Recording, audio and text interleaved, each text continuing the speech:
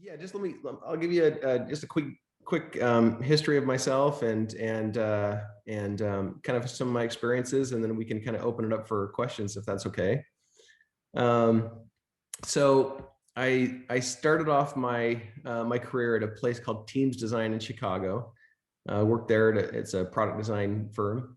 After that, went to Kenworth, designed semi trucks for a couple years, and and then Ford Motor Company offered me a job, and so that was I thought that was a great opportunity, and I worked there for let's see, a couple of years, and then in 2009, there was a huge recession.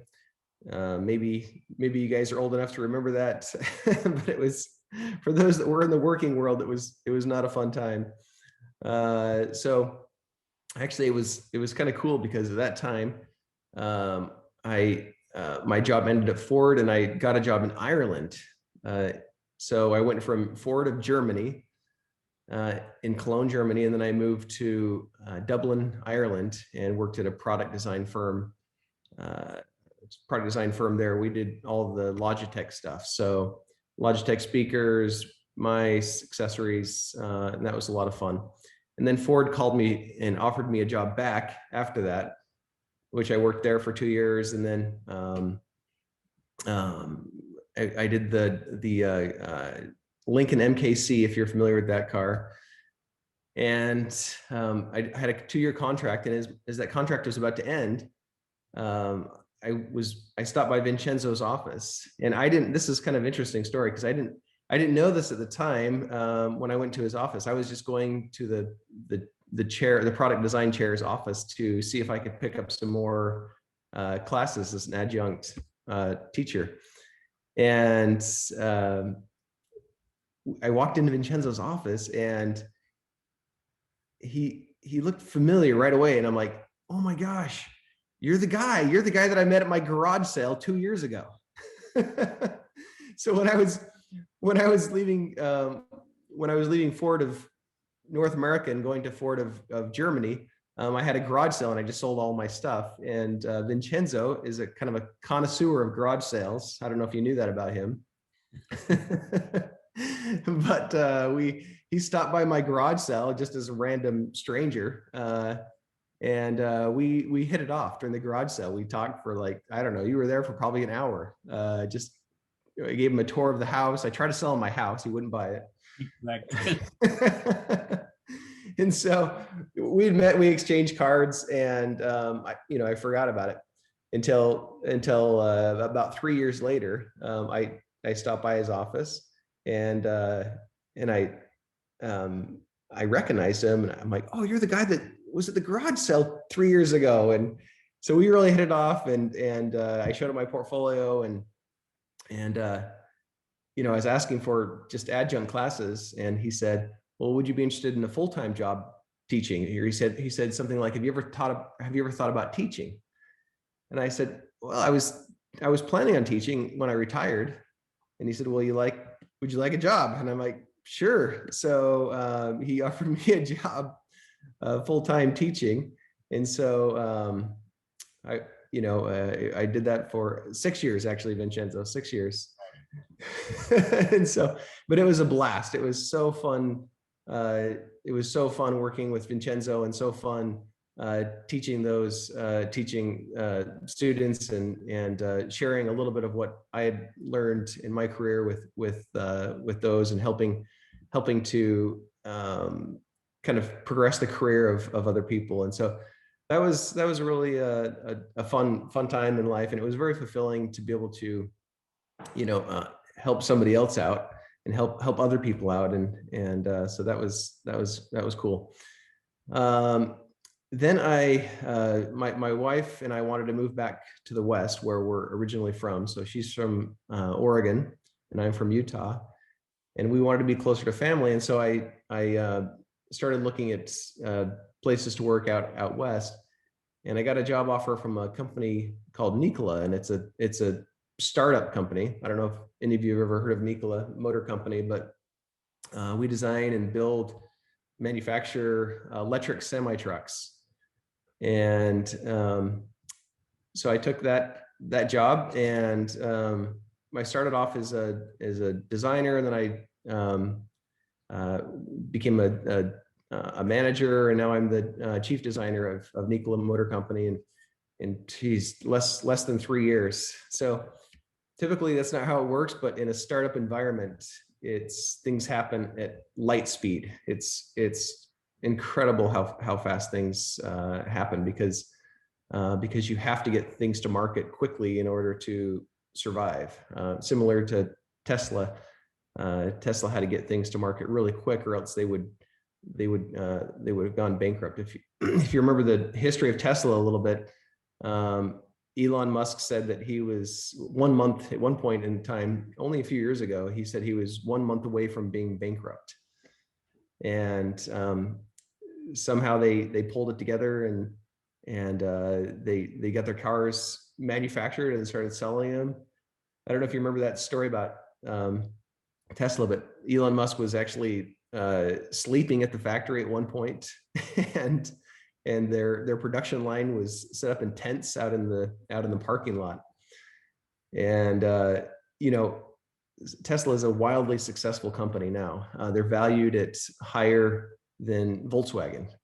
So their valuation is incredibly high right now. They're brand together, so it's amazing the value of that company. Yeah, I mean, it's the stock is already split, and I think it's in the 800s again already, and it's just incredible. But just 3 or 4 years ago, they were literally set up in the parking lot of their factory in tents, putting cars together. And Elon Musk was literally sleeping at the factory trying to get this together. And so, anyways, this is typical of startup mentality and startup companies. So it's been it feels like I've got a master's degree and a PhD and basic training all in 2 years. It's just been incredible how much I've been able to learn just in this last 2 or 3 years. So yeah, that's a little bit about my history.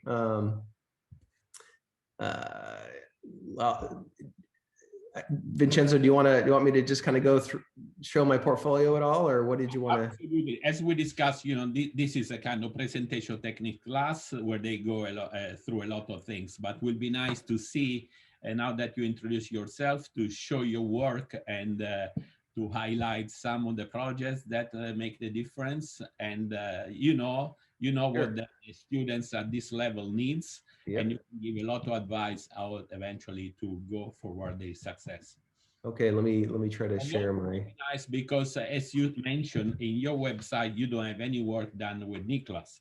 So eventually, if you can show what you are doing now. Sure. What you have done in the past 3 years. Yeah. Yep. Absolutely. So let me. Perfect. Can you see it? Yes. Okay. All right. So this is, as Vincenzo mentioned, this is my portfolio. It's a few years old now, because I obviously can't show much of the stuff that I've done from Nikola, because it's confidential, obviously. So, but these are, if you just go to erictuft.com, you can do this. But you can see I've worked on a huge variety of projects. It's been a really fun career. I've done everything from sprinkler nozzles to lunchbox to semi trucks.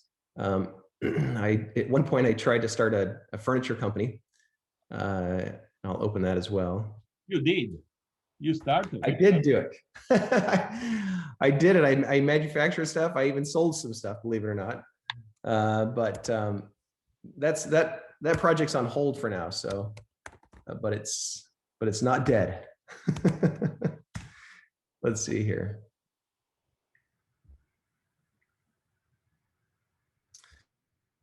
So this is the website. It's tuftcollection.com. This was some furniture that I designed,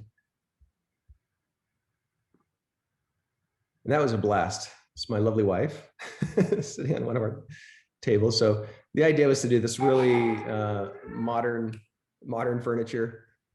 And I built it. I didn't want to build it with me. You know, I didn't want to be the one building it. I wanted to design it with mass production in mind. So that's a totally different mentality than building one-off pieces of furniture. So I found a local manufacturer in Detroit, and we worked together to come up with a design that could go into mass production. And that company actually made lots of these things. I made, you know, I had a whole garage full at one point of this different furniture pieces. So that was a really interesting experience because as a business owner, you have to tackle the entire process, everything from design to engineering to you have to find a manufacturer, different manufacturers. You have to find the welder, the powder coater, the distributor. You have to make your website. You have to do everything. So that was a really fun but you know, challenging experience. So that's on hold for now, and I'll get back to that as soon as I retire from Nikola. That's kind of my retirement plan right there.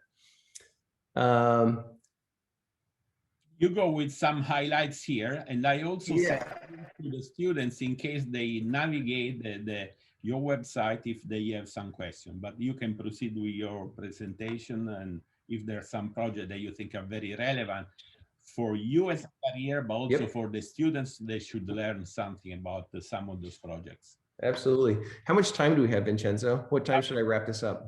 Up to you. We have plenty of time. This class. Okay. So while I was teaching at CCS, I wanted to keep my portfolio up. I wanted to keep my skills up. And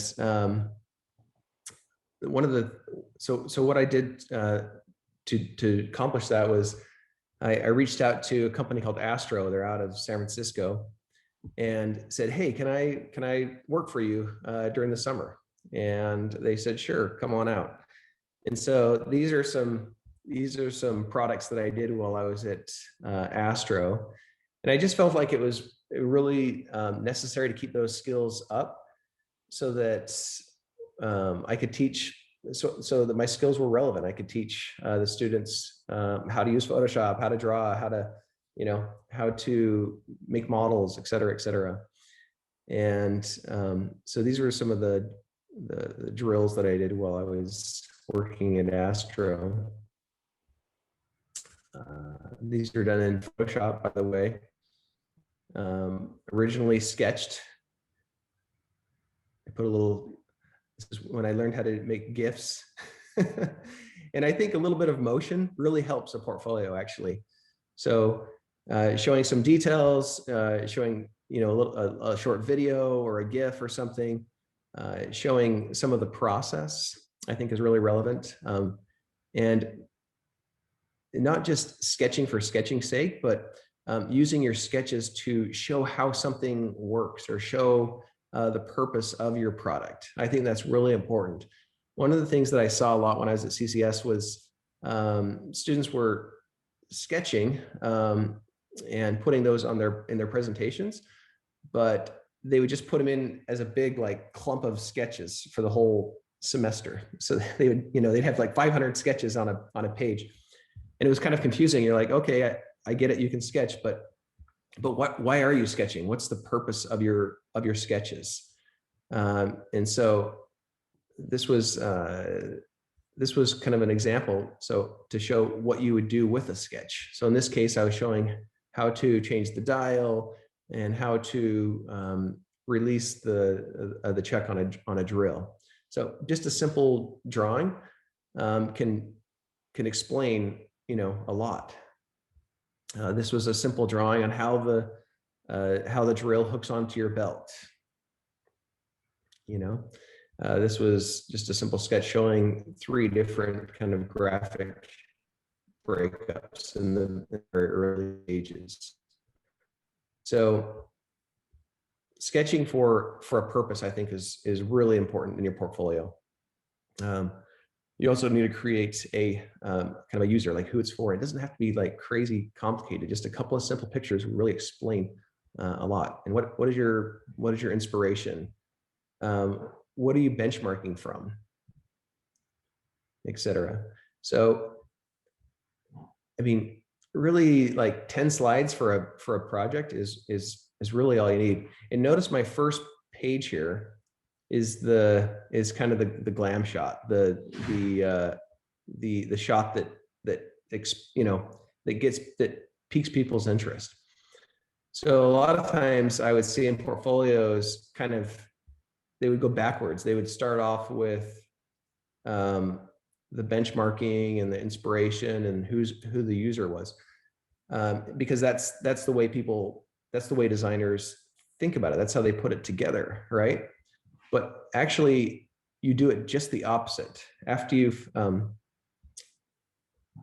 have all the images, you actually want to put your glam shot, your product shot, is the very first slide in your portfolio, so that people say they kind of have this visual reference. So as they go through the rest of the portfolio, then they see, okay, this is how it's, they say, okay, this is the product. I get it. Here's a couple of variations of it. Now, this is the details of it. This is how it's used. This is who the customer is. This is the inspiration, and here's the benchmarking. So it's important to show that the product very first, to catch people's attention. As I was saying, I was talking to Paul Hatch, who's the CEO of Teams Design in Chicago, my first employer, actually. And he was saying that they get something like 200 portfolios from internships every year. And that's probably a little bit more than most places, but think about that. It's something like, if those were printed portfolios, that would be like 3 feet tall of portfolios that they have to go through page by page. So if you think about going through a book that's 3 feet tall or 3 feet thick, your portfolio really has to stand out. And so if you go into like the research part of it and kind of a little bit more of the not as eye-catching, the stuff that's not really your work, they're just going to put that portfolio aside, and they're not even going to look at your portfolio. They're just going to put it aside. So you have to put those eye-catching images right at the beginning of each project of your portfolio, so that it catches their eye. You can't stress that enough. Let's see here. Let me show you. Go into my Ford work a little bit. This was I worked on the Ford Mustang while I was there. I worked on a team with the Mustang group, and working on this interior, and that was a blast. These are all done in Photoshop, by the way. So you can do some really amazing things, like all the stitching, all the highlights, etc. And so how this one started was I had a really rough CAD rendering. I mean, it was rough. And then I added all the stitching and all the lofting and all the chrome highlights and the graphics, etc., etc., etc. But it started off, let's see if I have any pictures here. It started off as a pencil sketch. Everything I do starts off as a pencil sketch. I don't have any in this. So this is something that I want to stress to you guys. Don't even worry about the computer right now. I mean, when you're first starting off a design, just close the screen of your computer. Honestly, like that's what I do. I close the screen so that I'm not even tempted to look at, the internet, or not tempted to use Photoshop or CAD or anything like that. I just get a pencil and a piece of paper and I start sketching. And that's how the ideas come on, because you don't have any distractions at all. You don't have any limitations of the computer or how to use the CAD program or how to use Photoshop. You have zero limitations. You just have a pencil and paper and your brain, and that's how the ideas are created. And after you get the ideas, then you can start to roughly bring it into Photoshop, or in this case, clay or CAD or whatever the case might be. But those initial sketches, it's so important that you kind of free yourself of any limitations created by a computer, and just use just your brain, just your creativity and pencil and paper. MKC. What's that? MKC, the Lincoln. Oh yeah. Let me go back to that. So where are we? Okay, here we are. So that's a good example of that. What I was just talking about. So let me skip to my sketches here. And can also you talk about the process, how it works in the car industry when different designers submit the project and then what is selected? Yeah. So in this particular project, this was a ground up project. So we had, the sky was the limit, this was a car that Lincoln wanted to design, or a vehicle that Lincoln wanted to design to kind of transform the whole Lincoln brand. They wanted it to, they wanted younger buyers to be attracted to Lincoln, because traditionally Lincoln was kind of an old person's car, right? And so they wanted to make it a lot more youthful. So they hired let's see, I think it was 5 designers at the time to work on this car, and we were all competing for the design. So we were all sketching like crazy to try to make the best, coolest car ever, so that our design would get picked. And I think we sketched on it for 3 or 4, 5 months, something like that. Just hundreds, maybe thousands of sketches like this, to try to come up with a design that worked. And then we go, from a sketch, literally I would take this pencil sketch and I would put it into Photoshop, and you can still see remnants of the sketch behind it, right? So I would render it surface by surface in Photoshop. All the lighting effects, everything, Photoshop. There's no CAD. No CAD exists at this point. And every little detail has to be designed. The rear ends, even the exhaust pipes. We have to come up with several different concepts for the exhaust pipes. And again, all these are done in Photoshop, rendering after rendering after rendering, to try to get the best possible design. You can see, and this is just a small sampling of what we did for that project. And then once we have a design that we liked, and we put them all up on the board, and Jay Mays, who was the chief designer at Ford Motor Company at the time, came through, and all 5 of us had our best sketches up on the board. And it was funny because we weren't even allowed in the room, but we could kind of hear him on the other side of this kind of wall type of thing. And anyways, he went through all the different designers, and I was lucky enough, and he happened to pick my design. And I can tell you, I was on cloud 9 that day. This was my first car that I had designed from the ground up that was going into production, and it was so surreal. It was like, I mean, it was amazing. Ford Motor Company was going to spend millions, or even, just hundreds of millions of dollars on this vehicle to produce it. Thousands and thousands of people throughout the country were going to buy it.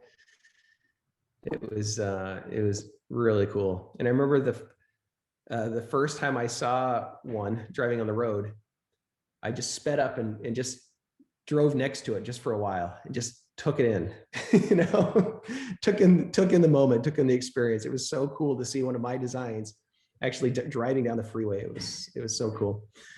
So let me go back to here. This is a little bit about the process. After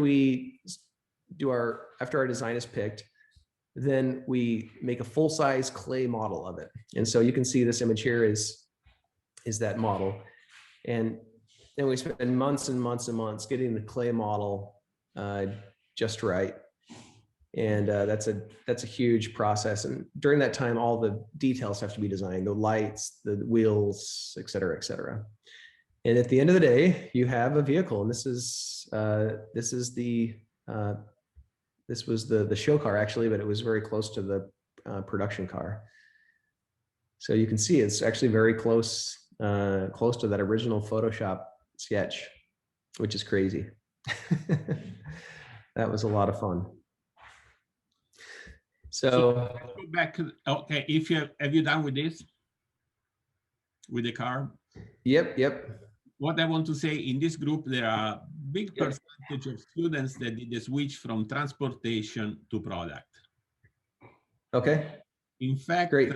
This semester, I think that for the first time ever, the product students are more than transportation students at CCS.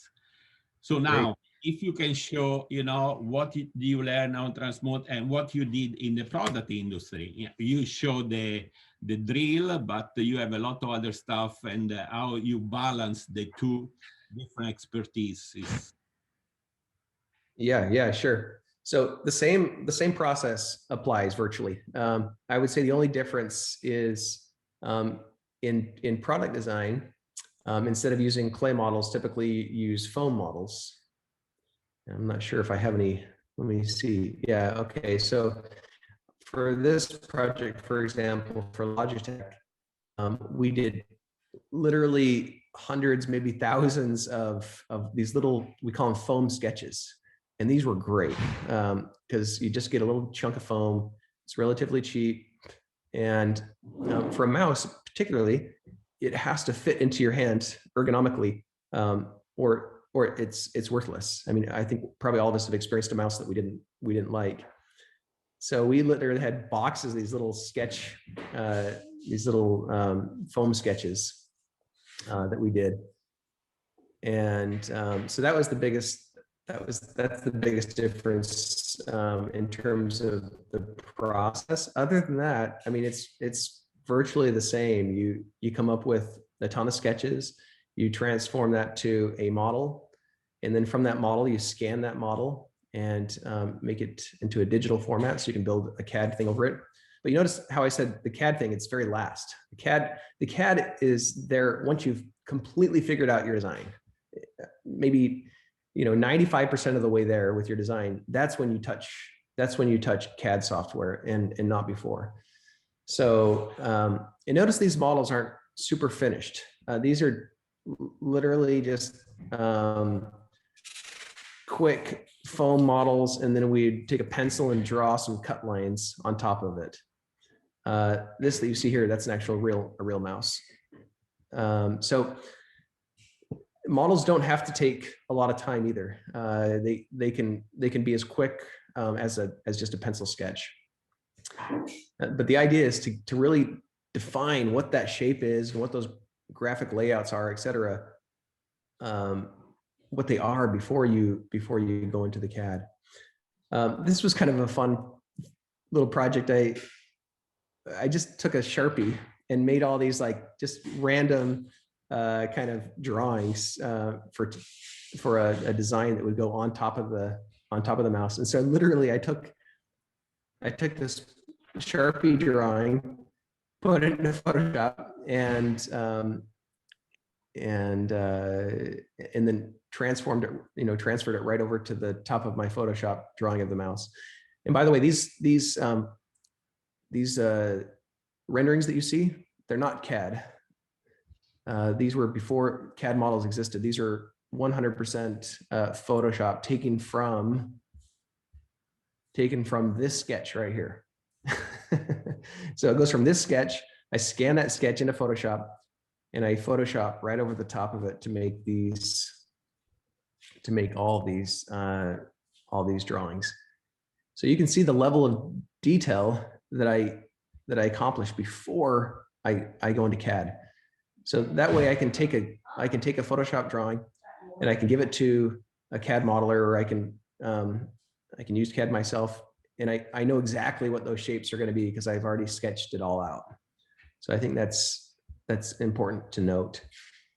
Obviously, before you go through all that effort, you want to make sure that you've flushed out what the design is. You've gone through hundreds of different options just with a pen or a pencil and paper. What's it going to look like from all the angles? It's really important is to sketch it from different angles, so that when you do build CAD model of it, or a foam model of it, you know what it's going to be. So that was kind of a fun project. Let me see some of my others here. This was a contract gig that I got to design a hospital bed. And so I just put a quick little GIF together of how that hospital bed functions. And it catches your eye, as you're looking through a digital portfolio. A simple little GIF like this consists of, I think, 5 or 6 different images. And all I did is I sketched up a side view of this hospital bed, and then I just cut and pasted different parts of it and rotated them to make it into a GIF. So it's just one sketch, but it looks like more. It's kind of cheating. Different views of it. The idea on this was hospital beds typically are very kind of sterile and almost intimidating looking. So my idea on this was to make a hospital bed that seemed kind of warm and brought some elements of your home into the hospital, so you felt more like a human being rather than an experiment while you're in a hospital. Different views of it. Again, this was more of a technical view, which I didn't like, but I put it on my portfolio because it was part of the process. It was part of that discovery process. And then these are, again, starting off with pencil sketches. I like to kind of go into some of the details a little bit. So this little kind of cross here I was thinking about like little openings for the handle so you could transport the bed. So it's just me getting the thoughts out of my mind and onto a piece of paper.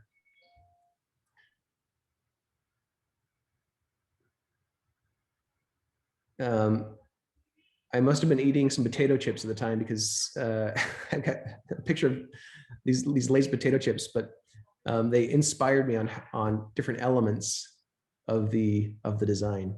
So the idea here is you're not coming up with a final design. You're just literally getting the thoughts out of your head and onto a piece of paper. That's it. So just dozens and dozens of sketches of what that hospital bed could look like. You see it kind of looked like a hospital bed that you see, at a hospital, and with some refinements. And I just didn't think that was pushing the envelope far enough. So I kept pushing myself and pushing myself and pushing myself to get further and further out there until I came up with this kind of bent plywood type of concept. So this was done for Stryker. This was again another contract I had while I was at CCS. You earn a little bit of money and I was able to stay relevant and as I was teaching. This was a fun project. This was right out of school, back in 2000. Let's see, I graduated in 2003, long time ago.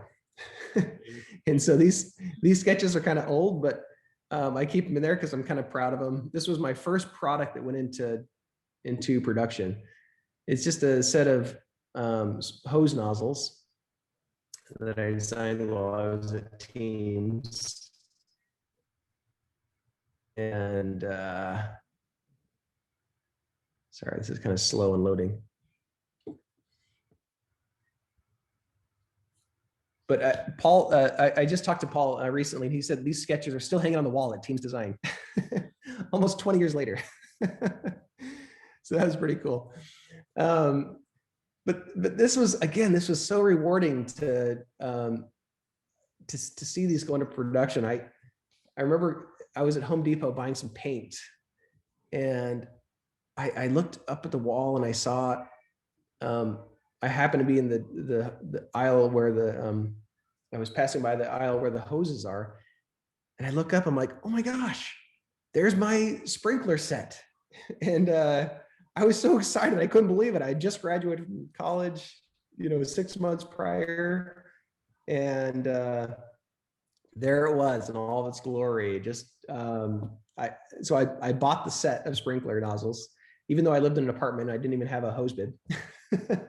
Mm-hmm. And it was just such a rewarding experience. And you guys will experience that same thing once you start getting into the field and designing stuff. All of a sudden, you'll see products that you've designed on the shelves of the store. And literally, this was like 6 months after I graduated. So that's one of the cool things about product design is that your stuff is the design time is so short. I mean, it's like 6 months to a year, and those products are on the shelf. Whereas in car design, it's like 4 to 5 years. So it's not as quick of a process. So let me just leave it at that, Vincenzo, and let me open it up for question and answer. Yeah, no,